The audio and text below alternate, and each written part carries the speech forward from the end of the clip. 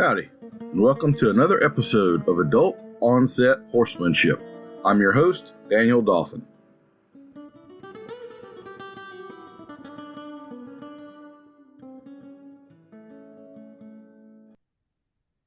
Our guest today is Dr. Mallory Preston.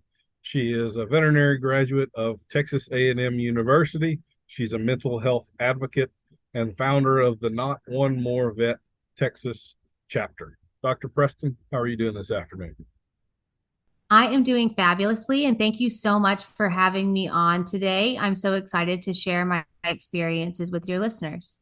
Well, it's my pleasure. This is one of those topics that came across my radar a little while back, and I was kind of shocked to find out the mental health crisis going on in the veterinary community, which is near and dear to my heart. So why don't you tell us a little bit about your affiliation with Not One More Vet and sort of what is going on in that world right now? Yeah, great. Thank you so much. So yes, I'm Mallory Preston. I'm actually mainly a small animal veterinarian based in Houston, Texas.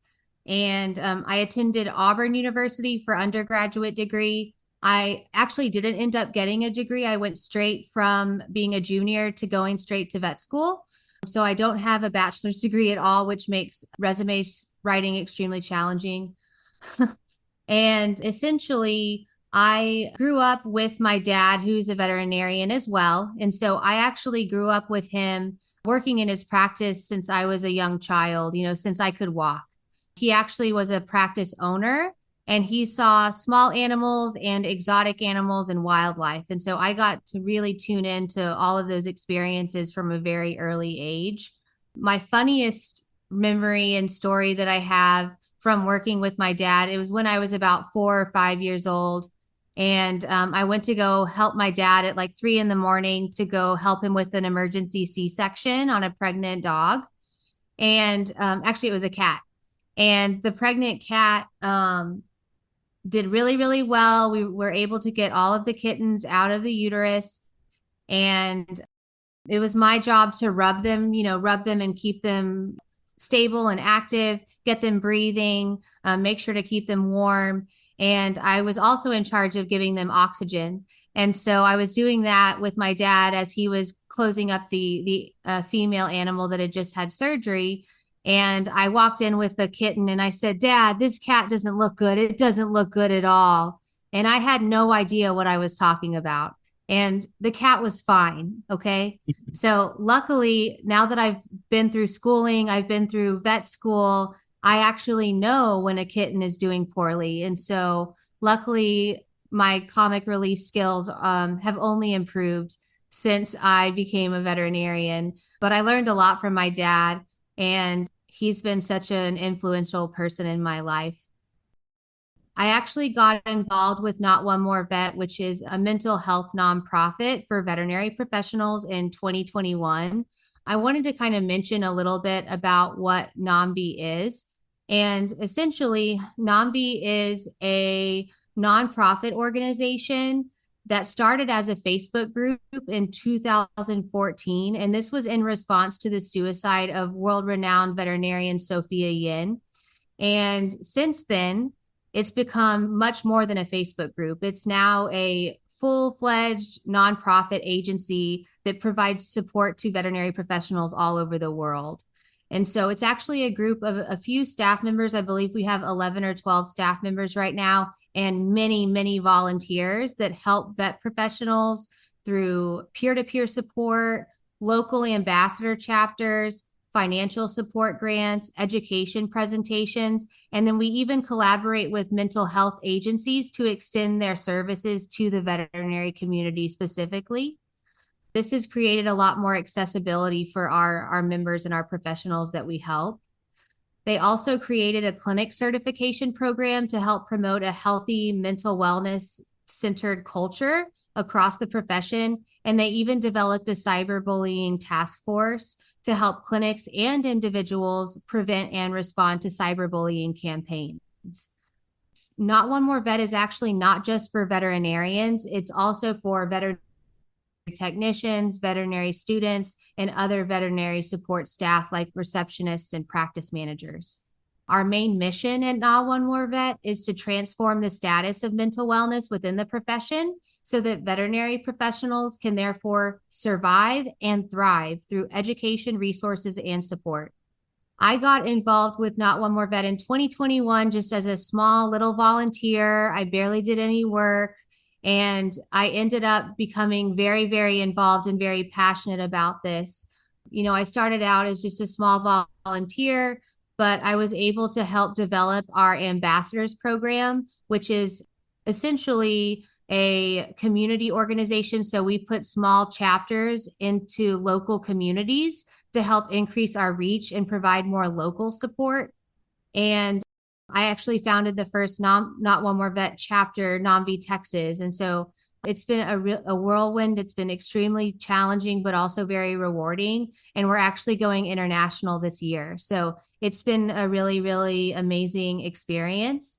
And I want to tell you a little bit more about why I do what I do and why mental wellness in the profession is so important. Essentially, I wanted to talk about some of the statistics that kind of highlight the problems that we're facing as veterinary professionals, because this is so important. So I wanted to talk about a few statistics. A 2018 study by the CDC found that male vets are 1.6 times more likely and female vets are 2.4 times more likely to die by suicide compared to the general population. And it's even worse off for veterinary technicians. Male techs are 5 times more likely, and female techs are 2.3 times more likely to die by suicide. So this is a huge problem. JAVMA in 2019, one of their studies showed that 1 in 6 vets have experienced suicidal ideation. So out of all the 6 vets that you see, you know, throughout your life, one of those has had suicidal thoughts or thought about, you know, committing suicide. And so that's a really, really big number, considering how many vets we have out there in the world. And just to kind of take that into perspective, you know, each class right now has between like 120 and 160 vet students. And so the fact that so many of those individuals may be suffering silently is kind of daunting. It also showed that 1 in 10 vets have been diagnosed with depression and 1 in 4 have symptoms of severe anxiety. So this is just a systemic issue. I think that this is a really, really important issue. And I think that we're going to highlight some of the ways that we can make things better, both for pet parents and for veterinary professionals alike. So I'm going to just take a stab in the dark here, but the real problem behind all of this is cats, right? It's got to be cats. Yeah. Okay. I knew it. Y'all can't see her it's face. Totally cats. It's totally cats. Cats are the main reasons to blame. And, you know, putting it on anybody else would be unfair. Absolutely. It's obvious right there in front of our face. It's always fluffy. I remember when my wife and I got together, we adopted a cat, went to an animal shelter, paid $80 for this thing or something like that, had to sign all kind of forms about we wouldn't let it go outside and all of that. And I'm like, we drove past 5 signs of free kittens coming to this place. You know, there's cats everywhere. Now we have like 17 barn cats. So, okay, back to the seriousness of the situation. So we have a mental health crisis in the veterinary community, which I think most people would not be aware of. I wasn't aware of it, and I have a bunch of friends that are veterinarians, way more than most people would. So is this something that has come on suddenly, or has it been with us for a long period of time? Sort of why now? I guess other than cats, what would be the root cause of this problem? Yeah, so I think it's been going on forever. I think things have been amplified with modernization of technology and, you know, access to online reviews, things like that. But I do think it's been happening for a long time. I think another reason that we hear more about it now is our younger generations of vets are a lot better at self-disclosure. So we have a lot more vets that are talking about this problem, whereas in the past, some of the older generations suffered in silence. And so we do have quite a few triggers for veterinary professionals, and these have been backed up by research. The main one is being the bearer of bad news.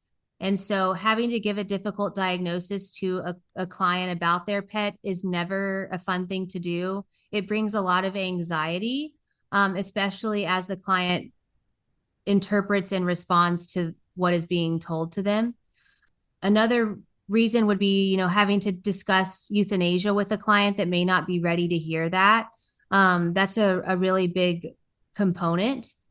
I also think vet professionals have a lot of financial issues, and this especially goes for vet techs and support staff. They are typically not paid nearly compared to what they're worth. But veterinarians also have a lot of financial issues. We do make about a quarter of what a human doctor would make, but we have a substantially higher debt to income ratio. And so many of us are graduating with hundreds of thousands of dollars in debt and not making enough to make a dent in, those payments. And so it's important to realize that we have to keep the lights on. We have to pay our staff, and we want to pay our staff well. So sometimes prices increase, and having those difficult conversations with clients about finances is a big problem.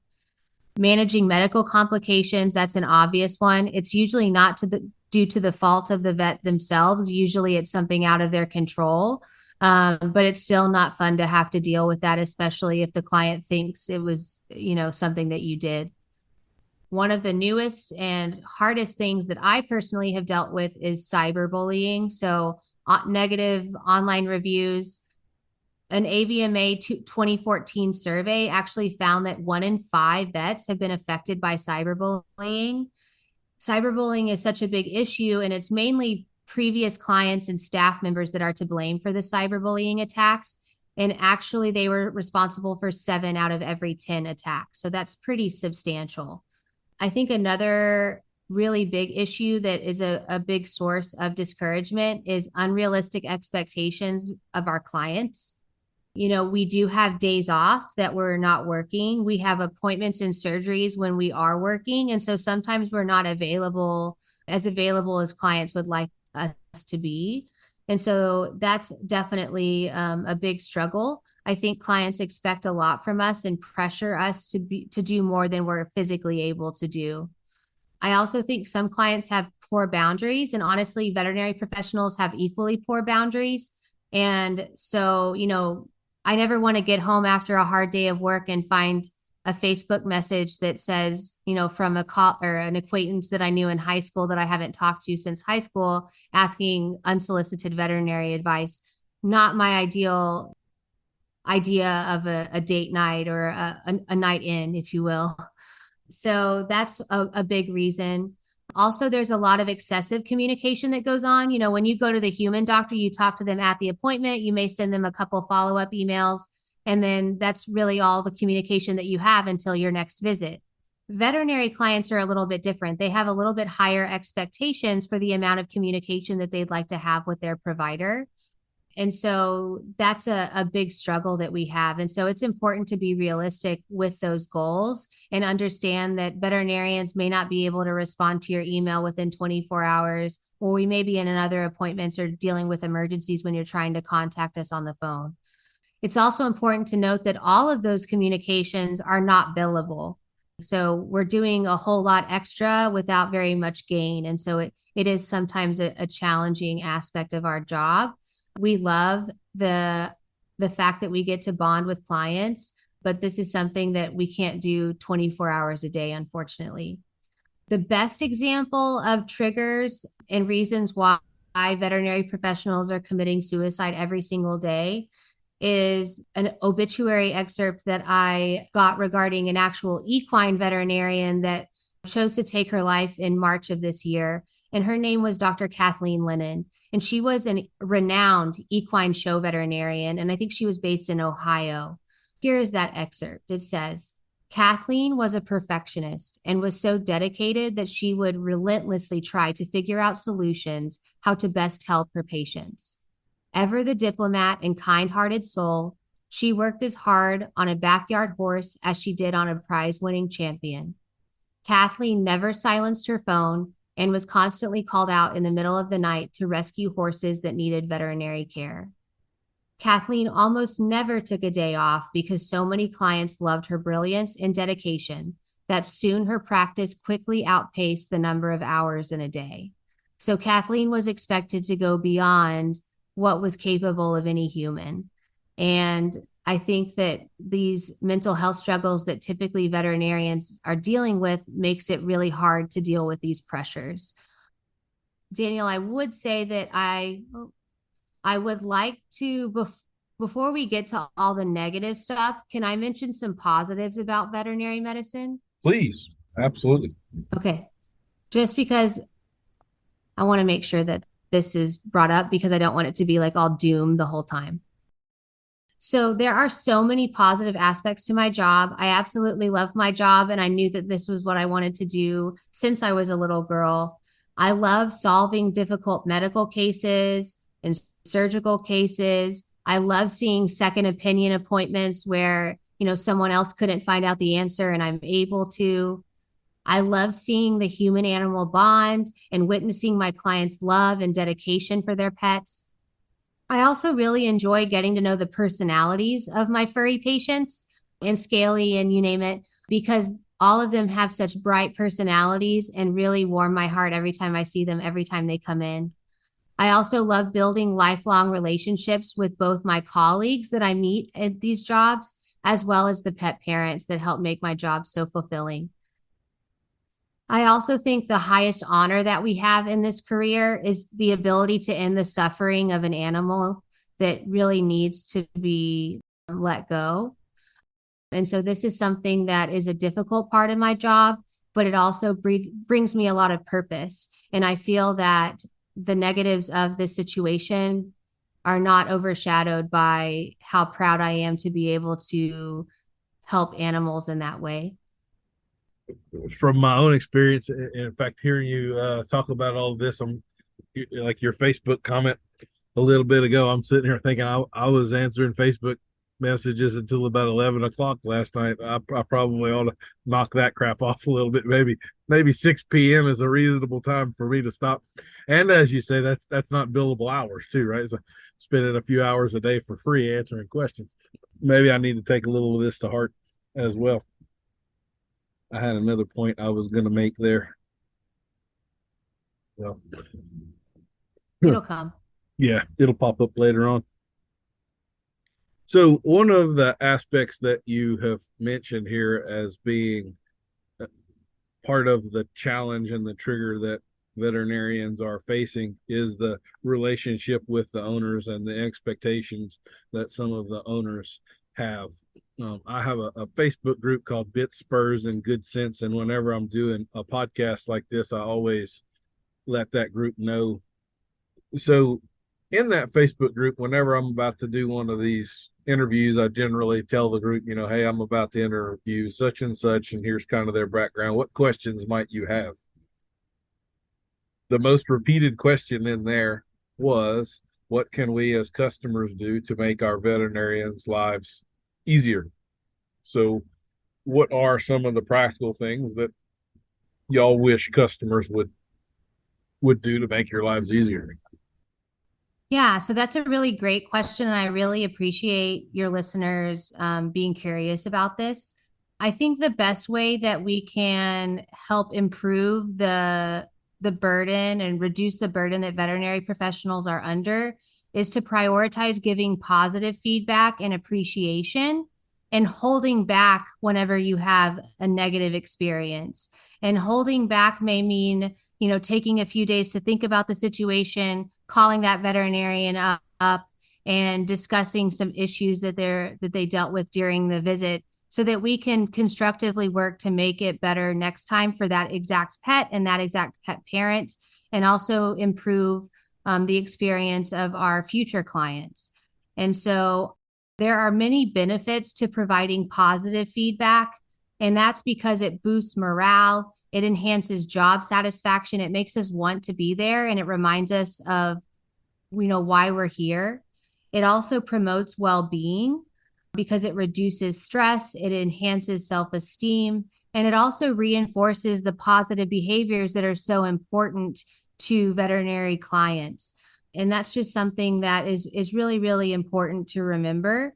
The more positive experiences the veterinary professional has at work, the more positive your experience is also going to be. The main benefits of being understanding when there's a negative issue or incident is there's many. One of those is to encourage open communication. And so being understanding when a negative issue arises allows us to communicate openly about the challenges that you're experiencing. And so it creates a safe space for you to seek support and for me to gain insight on how I can change what I'm doing to better your experience. It's also helpful in fostering trust and respect. It facilitates that constructive feedback loop so that we can actually do something about it rather than rehashing the emotions surrounding that incident. And it also supports my personal growth. And so those are all really, really important as far as how to make the lives of veterinary professionals a little bit easier. It's also important to understand that the way our pet parents present themselves at appointments does affect the pet's overall care. And so it's important that we provide very clear instructions, whether that be for medication administration, home care, behavioral management. It's also important for education and preventative care. It affects the pet's emotional and behavioral well-being because we're able to focus on some of those more minute points. And then it also helps us with early detection and intervention. And so you'll be able to tell us as soon as you notice any changes in your pet's behavior or symptoms. There are some tips that I have that will help improve your communication and help increase your participation in veterinary appointments, because I think it's so important that we empower our pet parents to take an active role in their pet's health. And so the first thing that I would highly recommend anybody do is prior to the appointment, prepare for the appointment. Make notes about any concerns or questions that you have, especially regarding their health and even their behavior. Behavior is something that's often forgotten about. And this helps ensure that all the important topics are covered during the visit. Be very clear and concise during your appointment. We love hearing about, all the amazing stories you have about your family and things like that. But we also want to make sure that the pet is the primary concern during the appointment. We want to make sure that all your questions are answered. So please be clear, provide specific details and examples, and that will help me understand the situation a little bit better. It's also important that you ask questions during the appointment. So if you need further clarification, the veterinary professional is there to address your concerns and provide any explanation that may be needed. We also want you to take an active role, and some of that goes with active listening. So make sure you're not on your phone. Try really hard to just really reflect on what we're saying. Take notes if necessary. A lot of my clients do that, and it greatly helps our success overall as far as the outcomes of the patient's case. And I also highly encourage you to be involved in the discussion. This is a team building exercise. We are a team. I'm here to help you make the decisions for your pet. And so I want to hear your ideas about treatment options, potential risks, expected outcomes, you name it. I want to hear your preferences, your concerns. I want to collaborate with you. I don't want to lecture you. I want to be here for you so that together we can make the best decision for your pet. And so those are some ways that I think will greatly help the day-to-day business of the veterinarian while also improving the experience of the pet owners themselves. If I could just interject there with a little more horse directed deal, have your damn horse caught and not muddy and nasty and disgusting before the vet or the farrier gets there. If you're going to haul into an appointment, we all know that sometimes horses don't like to load up on a random Tuesday. So try to be early and not late, because if you're late, you're messing up someone's whole day there potentially. One thing I know, I'm just because I have a lot of friends that are in this business, pay your bill on time. don't expect to have that go a month before you decide to take care of it. And one other thing that that one of my vet friends, I did a lot of preparation. I called probably a dozen people or talked to a dozen of my vet friends in preparation for this interview, and this one came up twice. So do not mistake your possession of a web browser for his or her medical degree. I know you said the team building exercise, and that's all good, but people can go a little bit crazy into a Facebook chat room or something like that, and all of a sudden they're off the rails. So you should definitely treat your vet as your primary source of information here, and maybe the other stuff supports it a little bit. And you have to also just always remember that people can be wrong on the internet. It is not a reliable source of information. All right, I had to get that off of my chest. Sorry. Just play the devil's advocate here a little bit. A couple of the things that I've seen change in the last 30 years or so in veterinary medicine is that we now have, if you're in a remotely urban area, there's likely an emergency medical hospital for veterinary care. So the vets aren't necessarily on call at 2 a.m. anymore. There's going to be a specific hospital that handles that sort of stuff.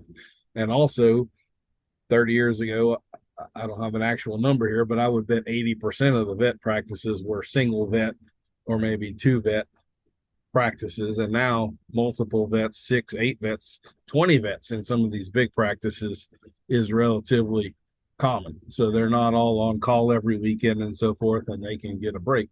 So it seems to me that we have made some pretty big strides on opening up time and giving a personal life back to some of these veterinarians. So with that being said, why haven't we seen a benefit of that? Or am I just missing it? Why is there still so much stress on the vets causing all of this when they have, I would say factually, most vets have way more personal time now than they would have had 30 years ago. So what are your thoughts on that? So I do think that the structure of clinics is changing in a very positive direction. I think we're having more emergency clinics so that our clients can access care after hours, allowing general practitioners more work-life balance. I do think that, having more than one doctor in a practice, you kind of mentioned earlier that, there's very few instances where you have a single doctor practice. They're still out there, but there's fewer of them. And that's a really important point. But I think the main reason is that we're still having trouble is that the culture itself is not changing. So I think the main reason that's the case is because some of the client behaviors that we've been reinforcing have led this to continue. And so I think one of the best things that we can do is highlight the importance of the pet parent having a role in fostering this environment. And so we want the environment to be empathetic. We want to make sure both parties are heard. And so the way that we can do that is, having better communication, being really clear and concise, making sure that you show empathy and understanding towards the veterinary professional that you're working with, and recognizing that the demands and challenges can be very, very difficult for them to deal with. Pet owners can offer words of encouragement. They can express gratitudes. They can show appreciation by bringing food. Everybody loves a good food, meal break. Also, respectful behavior is a really important issue. Making sure that you're positive and respectful, even if there's a long wait time or your bill is higher than you were expecting. There are so many ways that pet parents can help foster a culture that allows our veterinary professionals to thrive. And so I think that it's a combination of issues. And I don't think, fixing the structure is going to help anything until we fix the culture itself. So you had talked about cyberbullying and all of that a minute ago, and I wanted to go into that a little bit with an experience one of my very good friends had.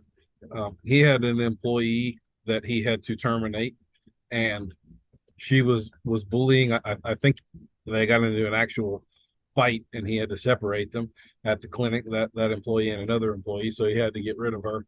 And then that young lady retaliated against him by turning him into the DEA and the state veterinary medical board and that kind of stuff, and just made a bunch of false allegations. And as I'm sure you're aware, in that world, you're kind of guilty until proven innocent.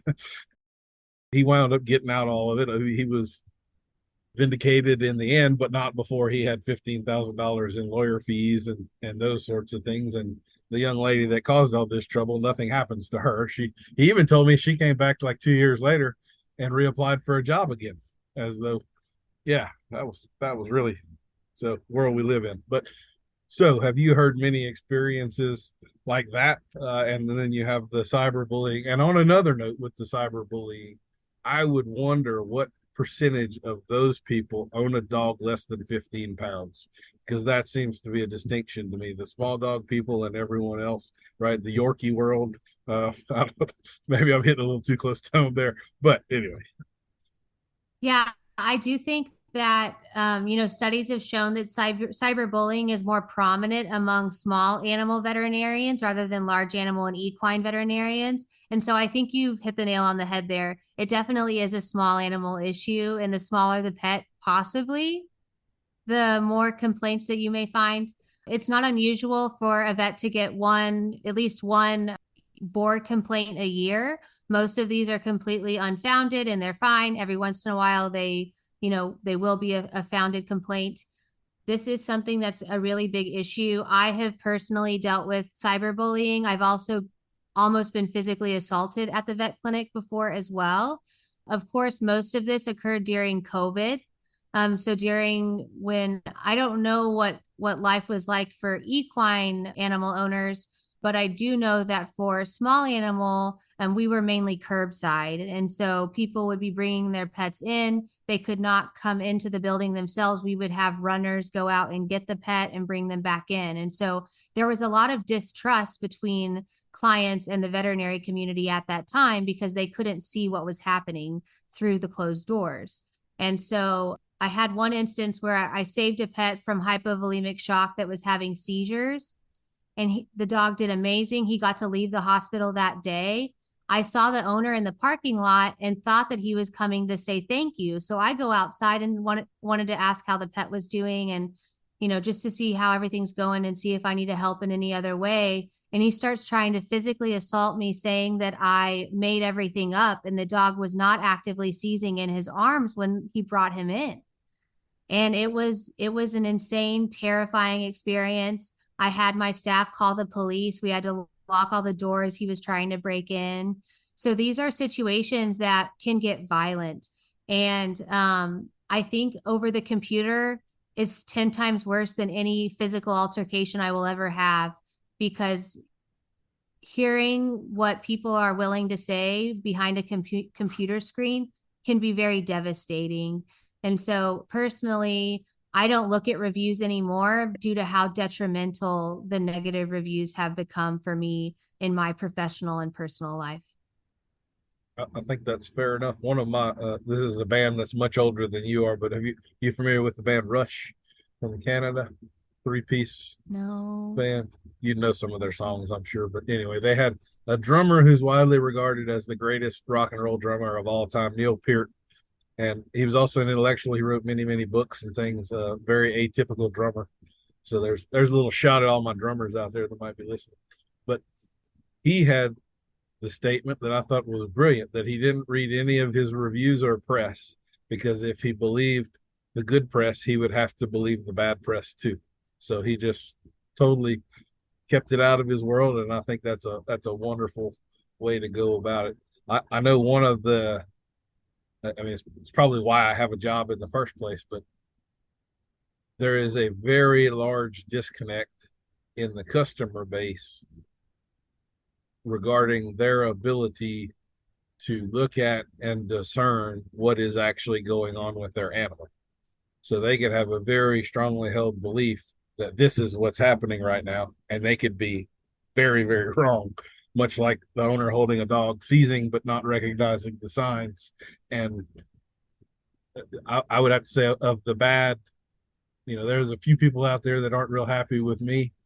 Two of them at least that vehemently hate me right now, I've been over backwards and practically worked a miracle for them, and they have no idea how good of a job I really did do given what I had to work with. But it's not because they're bad people, it's just because they don't recognize what's really sitting there in front of them.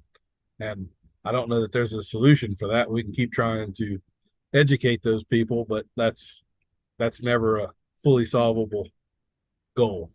So, Yeah, it's really challenging, and I think ignorance is bliss when it comes to reviews. The other side of things, though, is that it's important that we respond to them so that we help change the direction that this is going. But I think it's best if like a practice manager does that and always make sure to have the veterinarians back. But I do think that it's important that we learn to respond. And actually, in some states, you're not even allowed to respond or delete negative reviews. And so it can be detrimental to the reputation of veterinarians and the staff that they work with.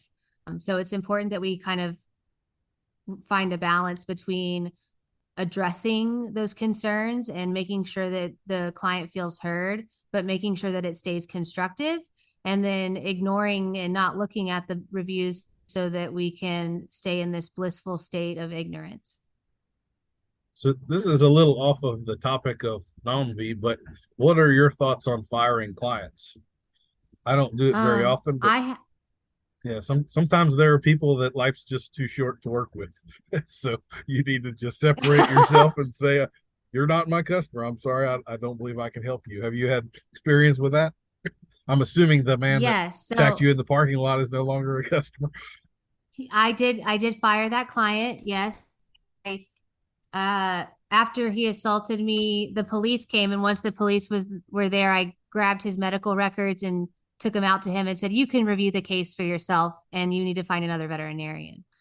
So yes, I do fire clients. I personally, and I think more people should be in this wheelhouse, I personally have a zero tolerance policy. If you abuse me in any way, whether it be emotionally, psychologically, physically, I will not stand for it. So I do fire clients. It doesn't happen very often. I totally am understanding when a client is having a difficult day and they're being reactive or they are projecting whatever's going on in their lives. And so I try to be understanding of those types of extenuating circumstances. But if, a client curses at a veterinary professional, if they try to make them feel, horrible about the job that they're doing or the amount that they're charging for their services, I think that those clients need to be directed elsewhere. I think the more we allow clients to treat us disrespectfully, the more this culture of abuse continues and the worse our mental health will be in the veterinary field.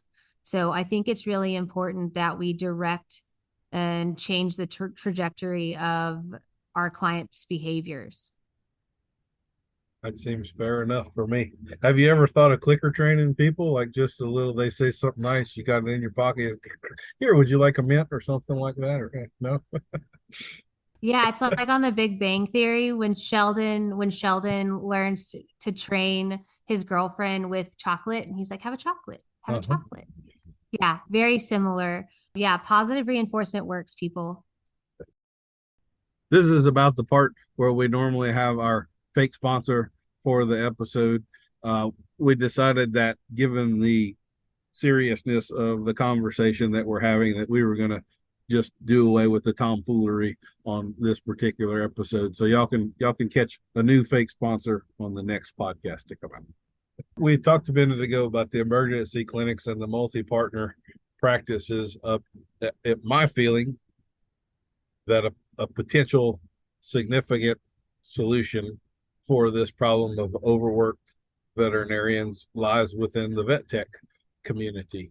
And a lot of people may not know, but vet techs actually have like a 2-year degree and they are licensed. They have to pass tests and so forth. And from what I gather, there is not a very strong standard of exactly what they are allowed to do. Some clinics are a little more reliant on their services and may let them do more. Other clinics, not so much. But what if that pool of resource was expanded and we wound up with a further licensing or something that was similar to what we have with nurse practitioners, where now the vet techs could handle in a supervised manner more of the day-to-day tasks of the clinic, freeing up the veterinarians to it seems like it's a win-win-win-win-win because we are coming up into a shortage of veterinarians, especially equine veterinarians. There's overwork, the service providing problem. So it seems like an obvious solution to me. What are your thoughts on that? I think it's a great idea. It took a little bit of time and discussion for me to come around to the idea because I wasn't 100% sure what I would be comfortable with as far as a technician doing more independent work under my license. But I think if we could make, some adjustments, I think it's definitely the right call. And so multiple states are considering this higher level veterinary technician position that's similar to it, like a nurse practitioner for humans, like you said. And I think it's great. I think we're about 50-50 on the topic. I think that 50% of the people are still not 100% sure that that's what they want to do. I think they're worried about the legal and medical ramifications of it, which I think is totally fair. For me, the one downside would be, or discussion I'd like to have more about, would be the DEA issues. So having controlled drugs makes me a little bit nervous. And so at this point, technicians cannot have a DEA license. And so I think it's important that we maintain the strict legal requirements that are brought forth by the DEA for those things. But for everything else, I think we should go ahead with the process of giving technicians more responsibility and compensating them equally so. And so I think that this is a fabulous idea, and I think that everybody should consider it. I think it's going to solve multiple issues, including veterinarian workload, as well as veterinary technician, lack of independence and poor pay. So I think it's the way to go, and it's the way of the future for sure.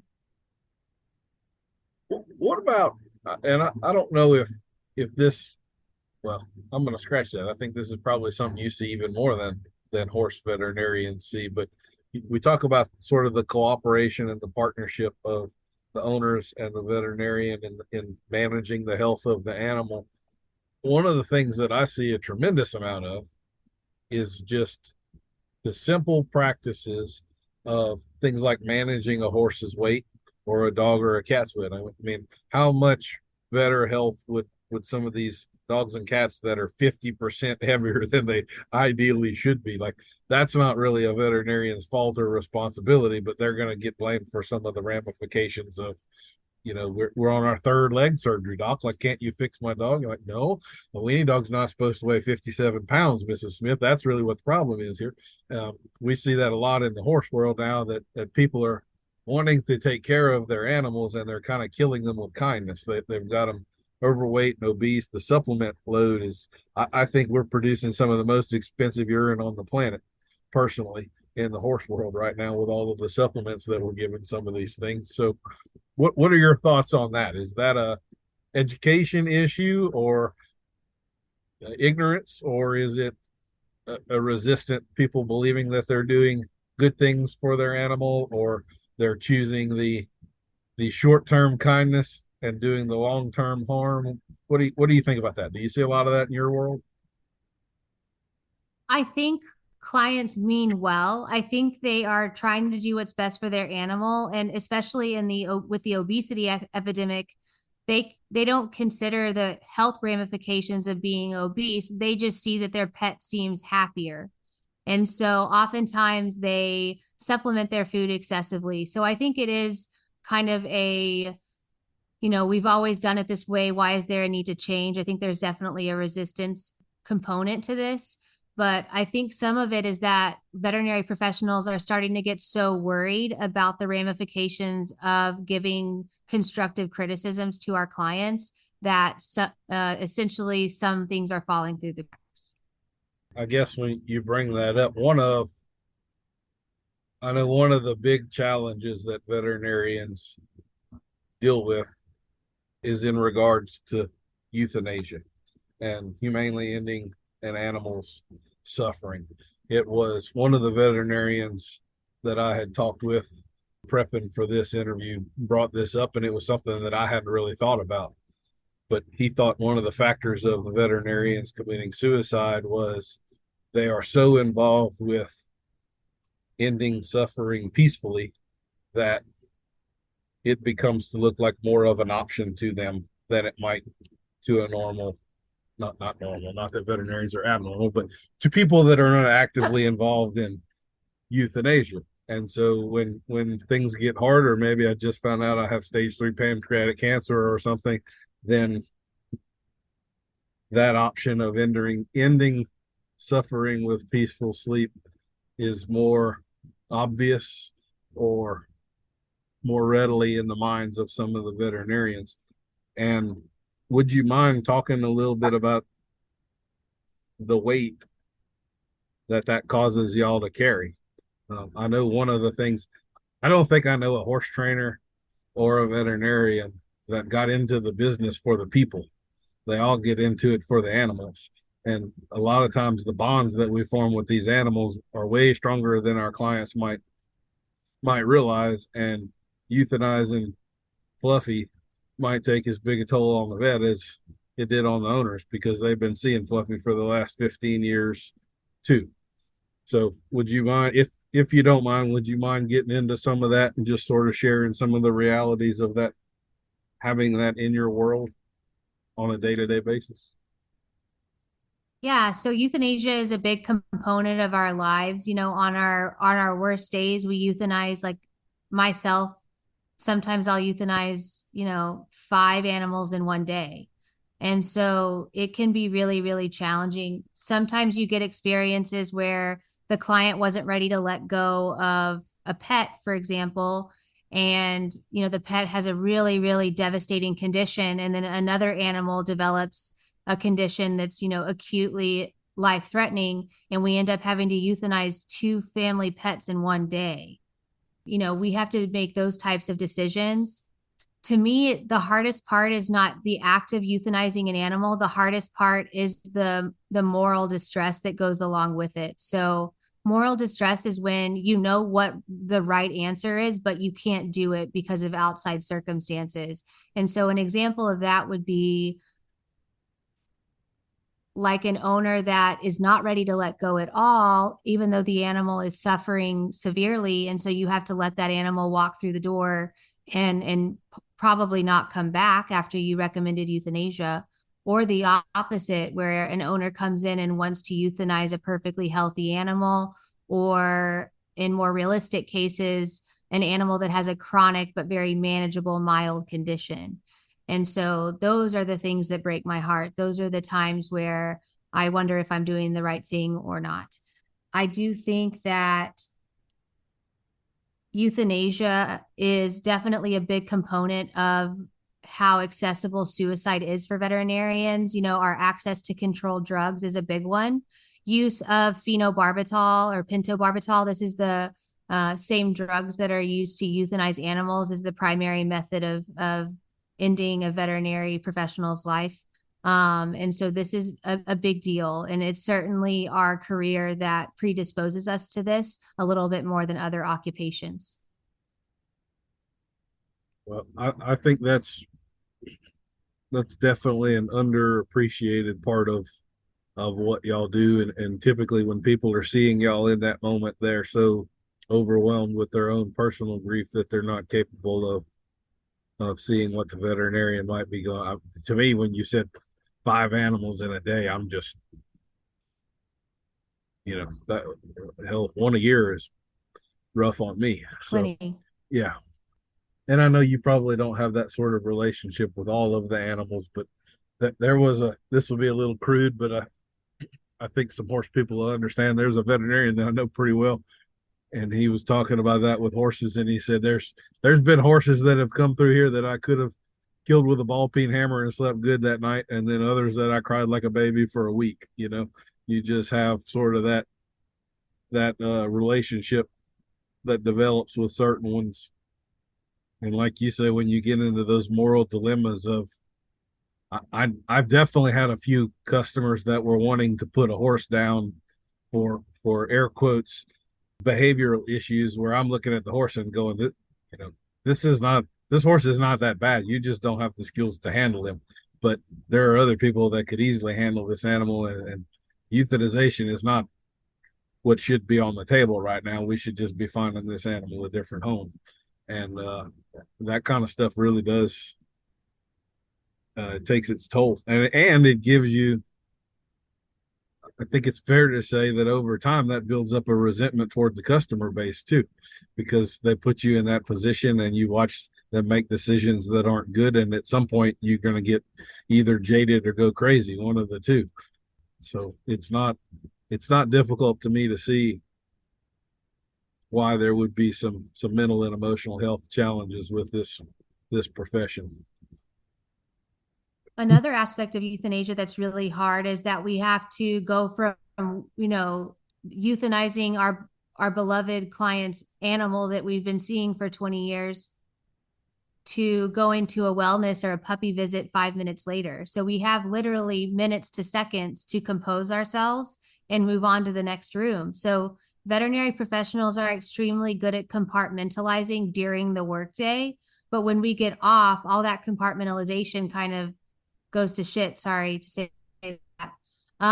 But it's just really challenging. And so at the end of the day, all these emotions kind of come back that you've been kind of hiding from yourself throughout the day. So it's really important that pet parents are understanding of veterinary professional struggles. And I think that that's really important. I also think it's important that clients are able to recognize the signs of someone struggling with mental health. And these are same signs as in other humans that are not vet professionals, but there are several of them. Sometimes you'll notice an emotional change. And so sometimes they'll have a shift in their mood. They may be slightly more irritable than normal. They can also be a little bit more reactive, and they can also be more withdrawn. They may show physical signs of stress. So they may have exhaustion, weight changes. They may not socialize as much with you. So you may notice that one of your doctors is emailing you more than calling like they used to. That's a big red flag indicating that they're in need of support and not discouragement. Sometimes they'll have poor self-care.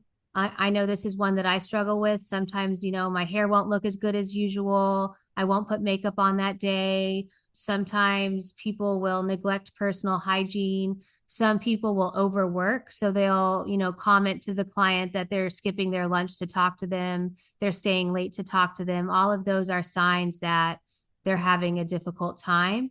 And then the most important one that I think is often forgotten about is communication difficulties. So whenever we are in fight or flight mode, whenever we are in a mental health crisis, communication kind of goes out the window. And so there may be changes in those patterns. They may have difficulty articulating thoughts. Sometimes they may appear more distant or disengaged.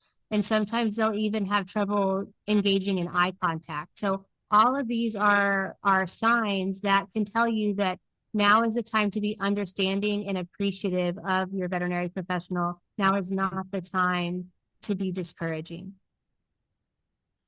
Just some thoughts that brought up. One is that if your vet used to call you a lot and now they email, that might actually be a sign that they have established healthy boundaries. So that could have been the one that was up, till 11 o'clock every night, and finally their wife got or whatever got and said that, look, 6 p.m. you're done. You're not a vet anymore. Now you're whatever you're supposed to be when you're not a vet. So anyway, I'm having just mental fog today. I totally get it. And I think point. I think that your point was a great thought. It's important that we respect the boundaries our veterinary professionals are making because their life depends on this. And so I think that you made a beautiful point that sometimes if they're emailing you, it's because they're establishing a boundary. It's not necessarily because they're avoiding you. So don't take it personally. Just roll with the punches, and we're here for you. Yeah. I don't think you should have your vet's cell phone number. If you call them by their first name and not Dr. Whatever, then you should have, if you're going to be at their kid's graduation or in their wedding, and you have that kind of relationship with them, then that's different. But I think whenever they have that layer of call service between the clinic where you can't call them directly and all, I think That's great. And to kind of another point, when you were talking about the vets maybe not being as good at communication, this is just a funny thing that stuck out from me. But when I was in college, we had some kind of pre-vet club deal. I don't remember what it was, but it come up. It was posters that we did, and I remember one line from one poster, and the poster was like the top 10 signs of someone who's going to become a veterinarian. And the one I remember is you can express anal glands better than your own opinion. And that has stuck with me 25 years later. I love that. I'm going to start using that in day-to-day life. That should be a for t-shirt, sure. shouldn't it? Right? It should be. It's definitely going to be on one of my future coffee mugs for sure. There you go. One of the things I was a little surprised when I got to looking into this was when I found out about this crisis going on. My immediate gut reaction is this has got to be all of the millennials, right? They're these little snowflakes, and they're not handling this stuff well, and life gets a little hard, and they don't have the tools or the skills or anything. As I got to looking into it, that's not really true at all. It really is affecting the full spectrum of ages and experiences among veterinarians. So would you talk a little bit about that? And also, I guess we'll tie this together. Not only is it affecting veterinarians, but it's affecting students as well. So you don't even have to be full on into practicing to be succumbing to some of these challenges and pressures. So. Yeah. So mental health struggles in the veterinary profession, surpass all age groups. I think all ages are affected by it. I think the younger generations are more vocal about it. And so they're better at self-disclosure. And so typically that's why you tend to hear more about the young people that are affected by it. I think in the older generations, there's still a lot of shame that's attached to self-disclosing mental illness and mental health issues. And so I think that's one part of it. But I do think it's affecting virtually every age group probably equally. I do think that another reason that younger people and students are affected is because we hear a lot more about it. The younger groups, we've been hearing about this. Most of the schools do have licensed clinical social workers or veterinary social workers on faculty or staff to provide support, to give lectures on mental wellness in this field. And so we're a lot more prepared. And so I think that's why we tend to be a little more vocal than some of the older generations. Students have an especially hard time. I'm a proponent of making quite a bit of change within the veterinary school system, especially fourth year rotations and your last year of clinical rotations. And so I think that students have a really rough time due to the lack of sleep, the stress level, and the pressure. But studies have shown that veterinary students have a significantly lower quality of life, higher stress level, higher depression levels compared to the general population of students. And so this is a really important issue that is affecting all classes of individuals. Depression and anxiety can affect anyone. And I think that specifically in the veterinary field, it's really highlighted that. Well, Dr. Mallory, we start off every podcast with the lightning round questions. These are just the sort of short answer icebreaker sort of things. And these are for points. So you want to be on your A game here. Okay. You ready? Yes, sir. All right. What is your favorite way to relax? I actually participate in multiple types of dancing. I do salsa, Latin dancing, and I also participate in West Coast swing. I hate exercise, and I'm a big fan and proponent of doing exercise that doesn't feel like exercise. So I got into dancing when I was in vet school and actually having a really hard time mentally. And it has been a lifesaver for me in so many ways. I think that's great and very much on point with what we're talking about here today. Morning or evening? Neither. I would prefer afternoon. Okay. Well, this is going to be a horse question for you, but Bay or sorrel? Do you have a favorite color of horse or dog for that matter? Mm. I don't know if I have a favorite color of horses because they're all beautiful. I do like a good brindle dog though. Okay, I'm there with you. I don't know why, but I'm prejudiced against red dogs. Chocolate labs, Interesting. German short haired pointers. I just have never been on board with it. I don't know why, but there you go. Does pineapple belong on pizza? It Yes. took a I long time think to it's a answer that. good I think it's a good adjunct. I don't think it's necessary, but it certainly elevates the experience. Okay. Do you have a pet peeve within this world? My biggest veterinary pet peeve is when a wife sends her husband who has no information to the veterinary appointment. Yeah, you get to exercise your mind reading skills at that point. Do you have a favorite beverage? My favorite beverage would be Coke Zero and Bloody Marys. Okay. All right. I'm a big Bloody Mary fan myself. Would you tell us something unexpected about you? I'm actually a triplet, so I have two brothers that are the same age as me. Neither of them went into the veterinary field, probably for good reason, because they could not handle it. But yeah, but I am a triplet, and so things interesting in my childhood for sure. And we're good friends now. Okay. I'm asking you a bonus question right now, and I have written down my guess on this piece of paper right here. Do you have a favorite veterinary ailment or procedure to perform or look to? So I love these cases are kind of scary, but I love it whenever I have an animal that's ingested foreign material or what we call a foreign body. And when I have to go in and resect some of their intestines and put together two healthy pieces of intestine after I remove the foreign object, that is the highlight of my days as a veterinarian. So I was very, very, very, very wrong. And I don't know if the camera will pick this up. Cat abscess was my guess because every Oh, female oh, veterinarian I have ever met, their favorite thing in the world is a cat abscess. So I was I wrong have on this one.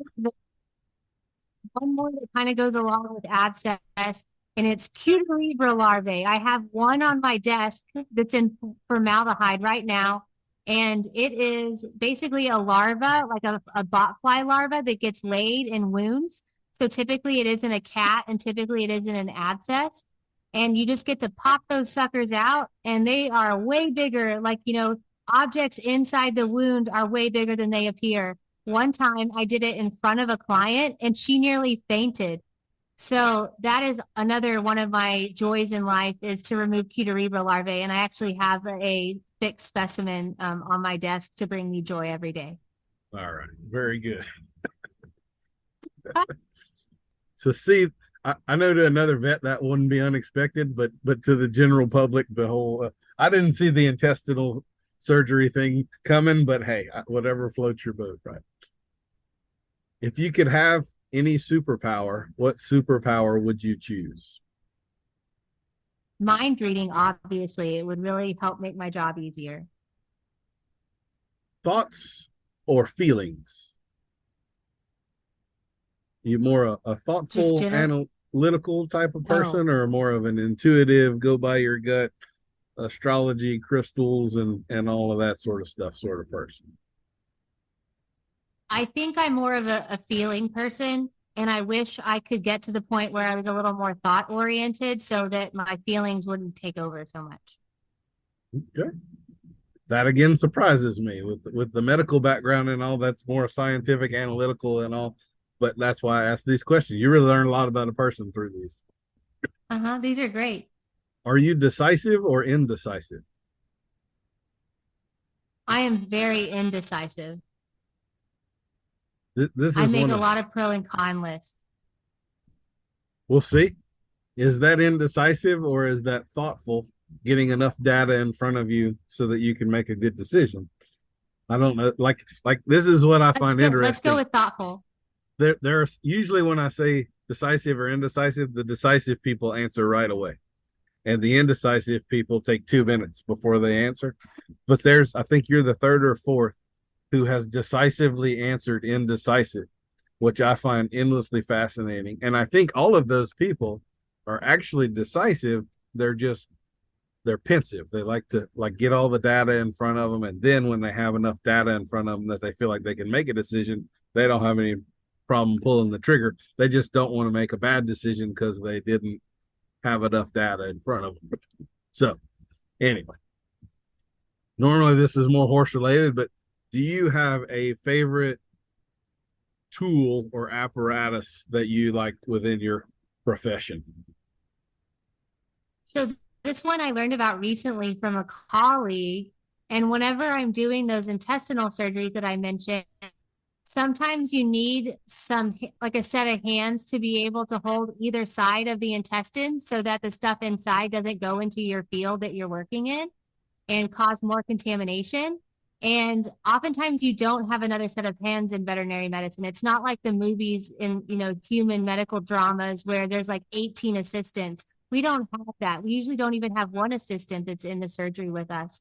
And so the best thing I've ever heard of that's not like a legitimate surgical instrument is using single-use sterilized bobby pins for your hair and using those on either side of the intestine to keep everything in place. And so I think that's a really cool trick, and it's one that I will continue to use forever. I like that. I have always loved when I meet kind of the old country vet, and they've got 1,000 different little ways to fix something in the field where they just figured out something really clever like that to help themselves out. I love that. I really think that's like humanity at its peak operational tempo right there. Do you have a favorite book or movie? My favorite book is The Road by Cormac McCarthy. Oh my goodness. How? He died yesterday. Did you know that? Did that prompt you to say this? He died yesterday. I had a discussion with this, and that was what I said. All the Pretty Horses is one of my favorite books of all time. The Road is the most depressing thing I have ever read in my life. I want to get into the fetal position right now. You just mentioning it. How can that be your favorite book? Oh, I can't believe he's passed away. I'm looking it up now just to confirm. mm-hmm. Oh my gosh. What are the odds? It's like I knew deep down. I haven't mentioned that book in 20 years or something, and then here twice in 2 days. Like anyway. All right. I had no idea, and that makes me so sad. See, this is I think one of the coping mechanisms that all veterinarians and people that live high pressure lives is a really dark sense of humor and so forth. And like, you have to be dark to have enjoyed that book. That is a dystopian nightmare. It's a father and a son walking through hell every single day of their lives until the father gets killed in front of the son. And then, I mean, it's bad. It's just, it's a great book. It's mainly because of how meaningful it is and the messages it portrays, not the things that happen in it. Yeah, you can't take that one literally for sure. Oh man. And Cormac McCarthy is just a boss.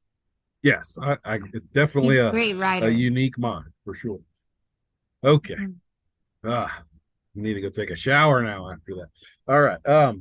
Sweet, salty, or spicy? Sweet. I could eat sweet somethings for every meal. What is the best ice cream flavor? Chocolate.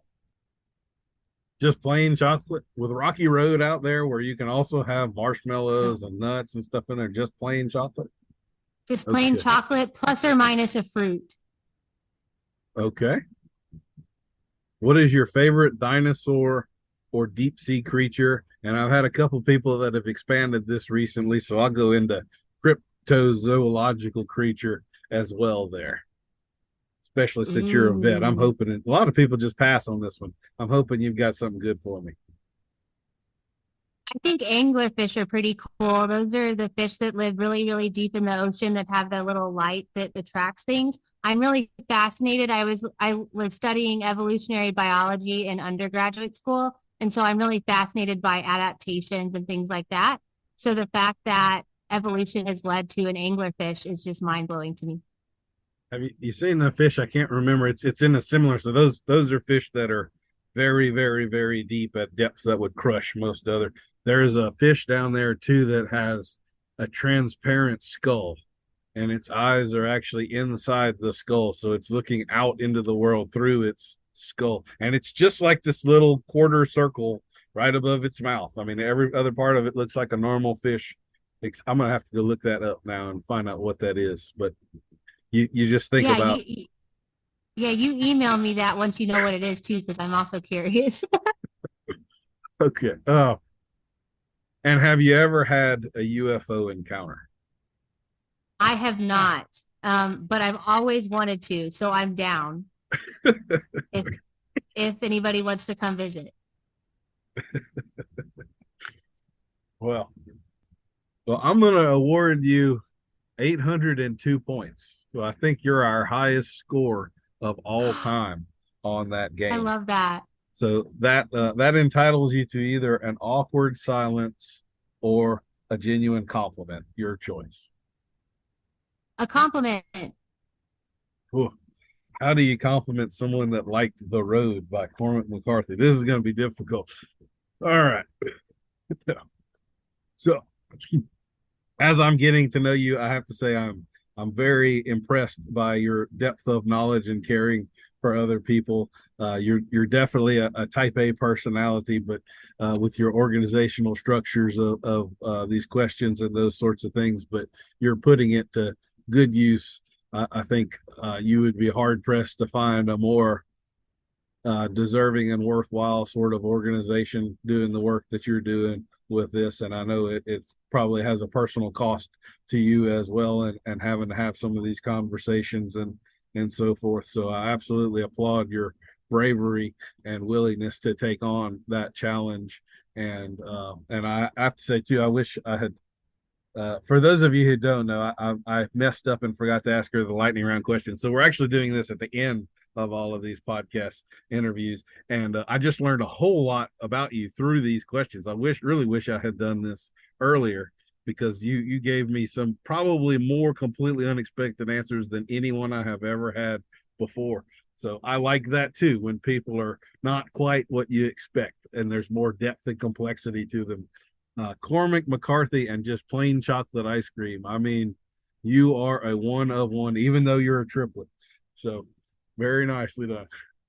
Well, thank you so much for having me. It's been an absolute pleasure, and I really appreciate getting to share my, experiences and getting to share some insights that hopefully make pet owners and pet parents feel a little more comfortable the next time they come to the vet. Absolutely. And we're also going to include in the show notes the Not One More Vet website and the Facebook page. And I know they have some resources on there, but do you have any other resources that you'd like to share with us for someone that may be experiencing some mental or emotional challenges in their world? So even for non-veterinary people, there is another resource that we'll share along with the other resources that Daniel's going to post. But it is an acceptance and commitment training guide that you can do online. It's free to the public for $25, and it will help retrain your mind to help form better pathways so that you can be better prepared and respond rather than react to difficult situations. Okay. Now, I think you had mentioned you're also a fan of meditation and 4-7-8 breathing and some other stuff like that as well. Uh-huh. The 4-7-8 breathing is one of those things I haven't actually tried yet, but I've now heard about that 2 or 3 times just in the last week. So my interest is piqued. I'm going to have to go look into that a little bit as well. It's kind of interesting. Some of the mind body connections is one of those things that's real big talk about in the horse world, but some of these things, like, I don't know if you're familiar with, it's one of these big time Ivy League University, Stanford, or Princeton, or one of those did a psychological experiment years ago where they had people that described themselves as clinically depressed. That's probably an oxymoron. Describe themselves as depressed. So I guess they're not officially diagnosed clinically depressed, but they had them stand in front of a mirror and fake smile for 20 minutes a day. And that group experienced at the end of it, something like 80% of them no longer described themselves as depressed. And they experienced a higher rate of getting out of depression than the group given the drugs and all of that stuff. So some of these breathing techniques and all of these things, it's really amazing how you can change your pattern and you change what you get, you know. So anyway, well, Dr. Preston, it's been a pleasure talking with you. It definitely affects things.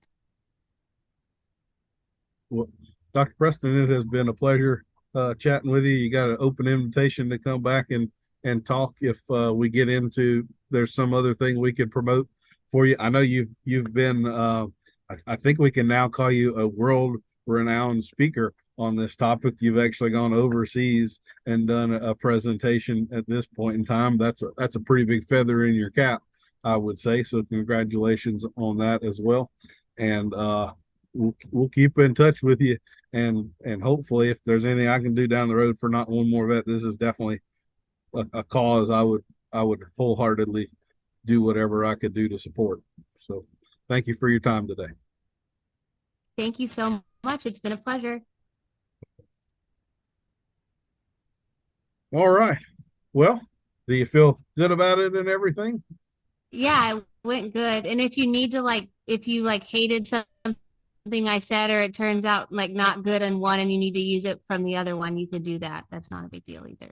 I don't know if that's really hard to do, but no, I don't think that'll be necessary. I mean, I think I might even leave the lightning round at the end there, like I had, since I outed myself for forgetting about it.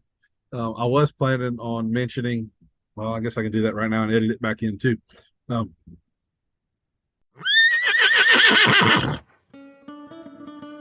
We'll see you next week for another episode of Adult Onset Horsemanship. I've been your host, Daniel Dolphin.